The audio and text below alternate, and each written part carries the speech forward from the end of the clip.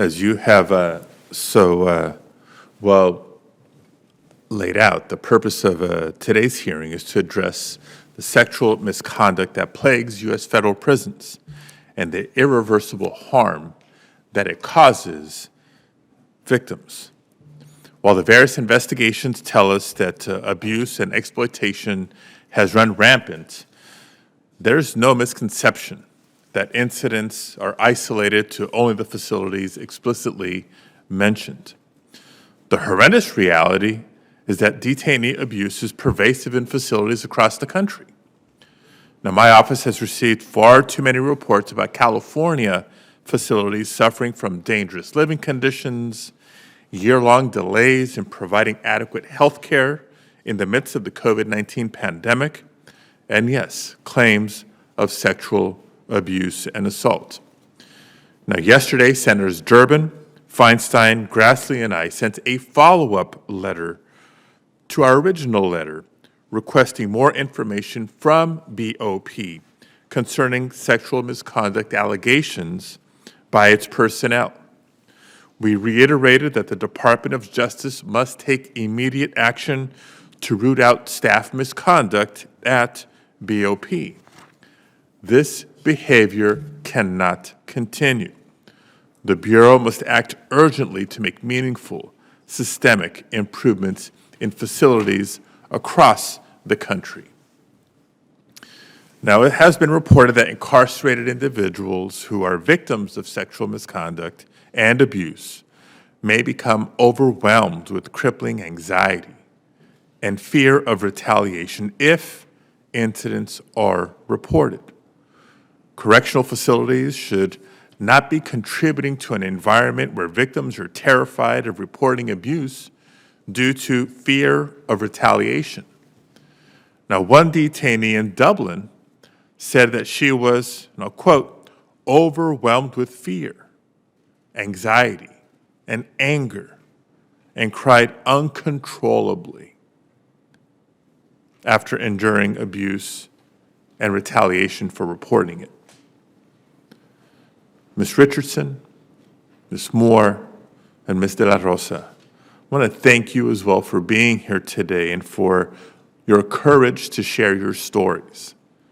No one should have to suffer what you have, and your testimony today is invaluable as we work to ensure that these abuses are prevented in the future. Would you each be willing to share a little bit about your mental health journey? How you've been able to manage, how you've been able to cope.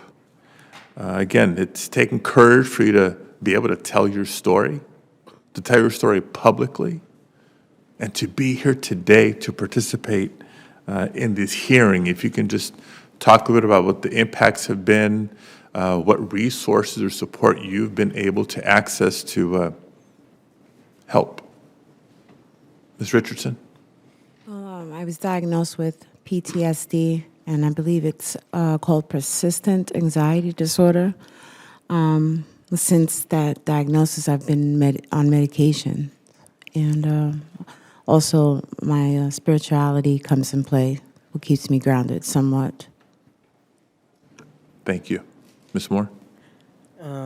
I continue to see a therapist at the prison that I transferred to, and then the prison after that. And then when I got home, I've been out 3 years. I continue to see a therapist. I have not really had anxiety since I've been out of prison because I feel like I'm not contained anymore. And so the retaliation is not as scary as it is in there. But with this, like before, when they asked me if I wanted to do it, at first I was afraid because I felt like, what kind of retaliation can I get from this, So my anxiety has been high the last couple, just knowing that I'm coming here to do this.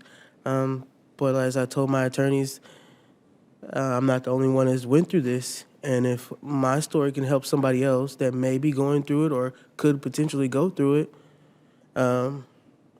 I decided to put my anxiety to the side.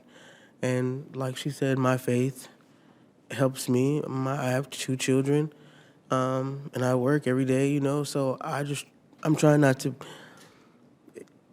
use it as a crutch and let it control my life. I'm trying to keep control of my life, keep the control of my life since I've got it back after what happened. And I'm just trying to move on with my life, but a part of this is a part of me healing by doing this today. Thank you. Mr. La Rosa? Anxiety has definitely been my biggest struggle.